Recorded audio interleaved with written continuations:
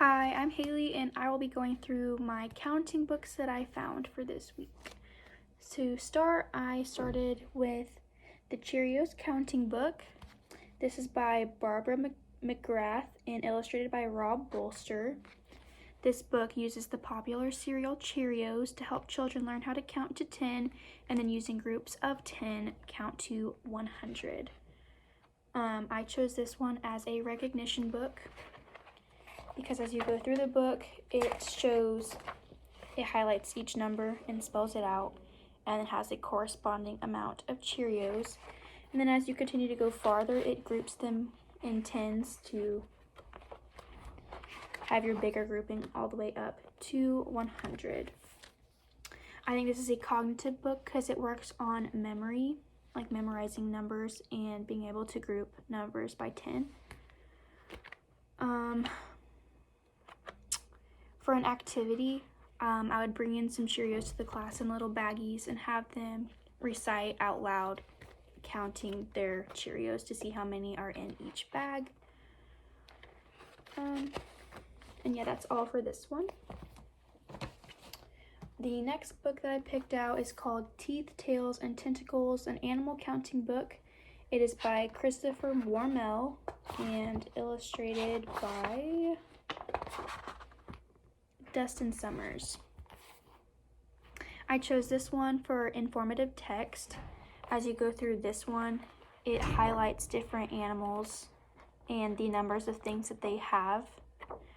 So I chose this one for cognitive development because they're also becoming familiar with numbers as they go through, as well as different animals. So it's like more things to learn about than just numbers, and it keeps them interested and focused at what's going to come next on each page. It could also be applied to character development just because since every animal, it could be a different character. And then this book, using block print and artistic illustrations, this book teaches young children numbers 1 through 20 in a new way with animals. An activity that I would do is I would have them create their own book. So for example, as you go through this one is 1 rhinoceros horn, 2 camel humps. So they could come up with their own as if like 1 alligator tail or 2 hummingbird wings, and they could keep going. They would be able to have some creativity and also have to think for themselves to find animals or different things that have different numbers that they could correspond with their counting. My final book is called Count the Monkeys. It is by Mac Barnett and illustrated by Kevin Cornell. I picked this one. It's a concept book. I think it engages with readers and keeps them involved as like a funny little activity.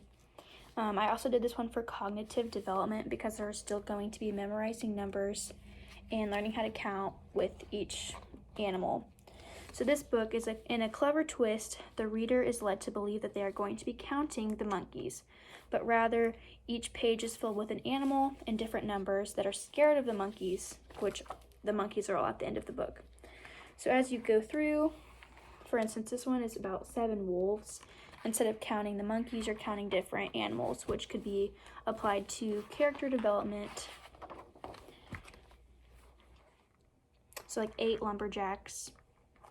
Just as you go through, they're going to be a different subject on each page, which can be applied like through different characters.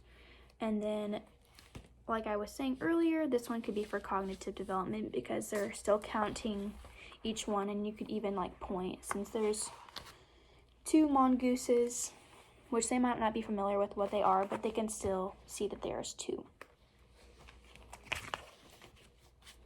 And those are my counting concept books.